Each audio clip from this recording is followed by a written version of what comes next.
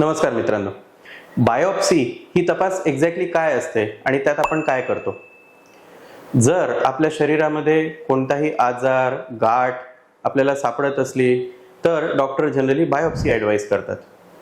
या बायोप्सीचा अर्थ असा की त्या आजाराच्या अवयवातनं किंवा त्या गाठीतनं आपण एक सॅम्पल घेतो, एक तुकडा घेतो आणि त्याला लॅबोरेटरीमध्ये टेस्ट करतो की त्या गाठीमध्ये किंवा त्या अवयवामध्ये आपल्याला कोणत्या प्रकारचे सेल्स, कोश दिसत आहेत आणि त्यावरनं आपण ठरवू शकतो की हा आजार कुठून सुरू झाला आणि त्यासाठी आपल्याला काय ट्रीटमेंट द्यावं लागेल.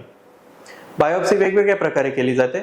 आपल्या शरीरात लहानशी सुई टाकून त्यातनं पण आपण हे सॅम्पल घेऊ शकतो किंवा वेगवेगळ्या साधनांनी त्या गाठीतनं किंवा त्या अवयवातनं आपण छोटे तुकडे घेऊ शकतो किंवा गाठ फार लहान असली तर ती पूर्णच्या पूर्ण आपण काढून त्याला सॅम्पलिंगसाठी पाठवू शकतो.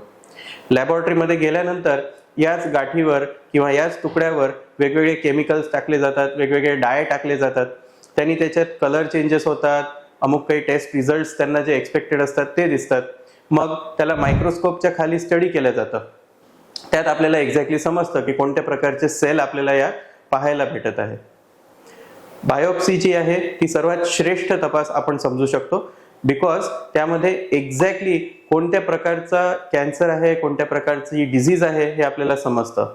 मग ती टीबी पण असू शकतं, ते लिव्हर सिरोसिस पण असू शकतं आणि वेगवेगळे प्रकारचे कॅन्सर्सही असू शकतात.